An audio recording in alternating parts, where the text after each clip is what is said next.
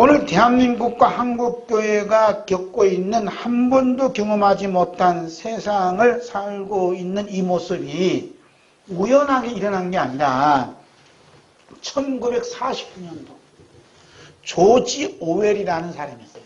저는 이걸 이제 누가 보냈는데, 제가 아는 의사 선생님이 보냈는데, 제가 이걸 이제 동영상을 이렇게 좀 정리하다 보니까 깜짝 놀랐어요. 누구냐면 오웰이요, 오웰. 오웰인데 누구냐? 조지 오웰이요. 이분이 소설가예요. 그래서 이분이 1949년도에 소설을 썼어. 무슨 소설을 쓰냐면, 소설 이름이 뭐냐면 1984, 1984라는 소설 제목이 다 특이하지 않은 거죠?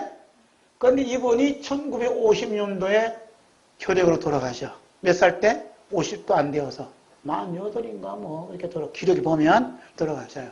1984라는 이 소설을 썼다. 이 소설은 그냥 소설이 아니라 미래의 디스토피아 소설이라 그래요.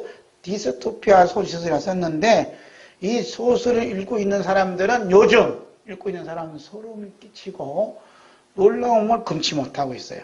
그래서 1984라는 소설은 오세아니아 지역에 위치한 정부가 모든 정부를 완전한 정부 통치하에 둔 사회를 이야기하는 것으로 되어 있어요.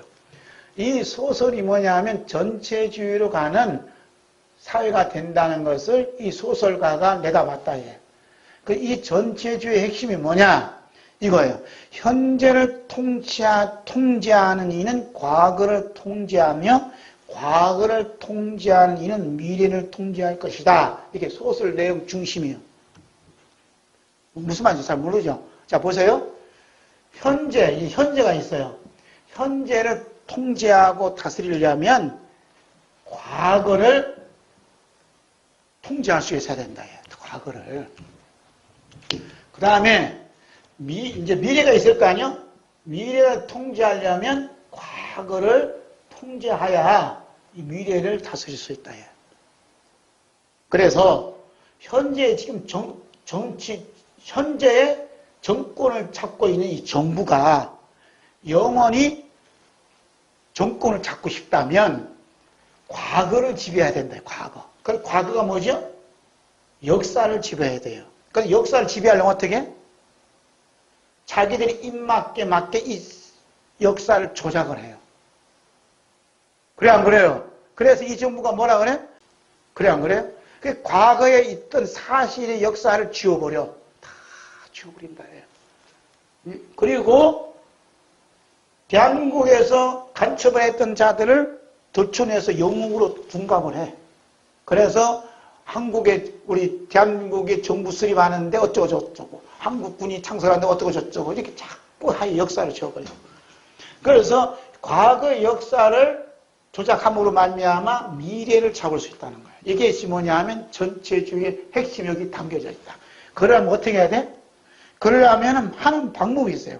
그게 뭐냐면 역사를 조작하고, 첫째는 과거를 역사를 조작하고, 두 번째는 이 국민들을 일거수일투족을 통제를 해야 돼.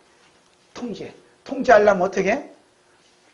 뭐가 건수가 있어야 돼. 우리는 건수는 뭐냐면 코로나라는 19라는 건수를 만들었어요. 이거요, 독감보다 더 협찬태. 그래서 이 걸린다고 죽는 게 아니라 이거예요. 그래갖고 이걸 가지고 국민을 통제하는 만들어. 어떻게 통제? 식당 가려면 그냥 기록을 하고 가야 돼요. 기록하든지 080 하고 전화번호를 찍어야 돼. 그러면 내가 여기 왔다는 것이 등록이 돼버리고. 그리고 요즘에는 열체크 한다잖아요. 열체크. 이 모든 열체크가 어디 시국으로 다 넘어간다 해요. 모든 내 개인정보는 모든 정보가 다 이게 통제를 받게 돼. 통제받는 세대. 그래야 미래를 또 지배할 수 있으니까. 그 다음에 뭐라고 하냐면, 이제 언어와 사고를 통제를 해요. 언어와 사고. 그래서 말을 잘해야 된다. 만약에 이들이 말하는 그 말이 뭐냐면, 내놓은 게 평화예요, 평화. 평화를 얘기한다, 평화. 그러죠? 교회에서도 평화하고 뭐냐면 정부에서도 평화를 주장해. 이 언어를 통일해야 여기에 반대말 하면 큰일 나요. 붙잡혀 들어간다. 이런 일들을 만들어 가요. 그 다음에 영구 집권을 통치하는 겁니다. 그래서 지금 뭐냐 동마다 주민자치위원회를 지금 개설을 해요. 그 모든 자치위원회가 뭐냐면 공산당식으로 가는 거야. 그래서 주민들을 말하는 것, 행동하는 것 통치하고 통제하겠다. 이게 뭐냐면 1984년이라는 소설책에 그대로 적혀 있는데 그대로 이 정부가 하고 있다는 것은 소리 미치지 않아요? 그래서 그때 당시에 대학생활 했던 분이 우리나라는 민주사회인데 이런 사회가 언제 오겠어? 그냥 스쳐 지나갔대요. 그래서 요것은 내용이 카톡에 제가 올렸거든. 올리니까 너무너무 놀랐다는 거야. 너무너무. 치수이 넘으신 분이. 어떻게 이분이 70년 전에 사람 이런 글을 썼냐 이 말이에요. 놀라운 그게 미래의 사회는 어떻게 흘러가는가 소설화시킨 거예요. 그것이 현 정부뿐 아니라 세계 정부가 이 시스템으로 가고 있다는 거예요. 그래서 아까 얘기하자면 현재 우리 여기를 통치하려면 과거를 통치하고 과거 통치되면 미래가 된다. 그것을 그대로 하는 데가 지금 현 정부 하고 있다는 말이에요. 무섭지 않아요? 그냥 뭐 역사의 기록을 조작하는 게 아니에요. 영구 집권을 위해서 이렇게 해야 된다는 시스템이 이게 딱 돼 있다 이 말이에요. 이것이 1984년 소설 속에 핵심은 딱 돼 있어요. 근데 그대로 하고 있다. 무섭지 않아요? 모든 면이 이렇게 있어요. 오웬이 쓴 1984란 전체주의가 그가 뚝뚝해서 된 게 아니라 이미 성령님께서 밤모섬에 격리되어 있는 사도 요한에게 오늘날 짐승 시대가 될 것을 예언해놨다. 이미 성경이 다 기록되어 있어요. 표현만 다를 뿐이지. 그래서 요한계시록 1장 1절 첫마디 봐요. 뭐라 하냐면 예수 그리스도에 계시라.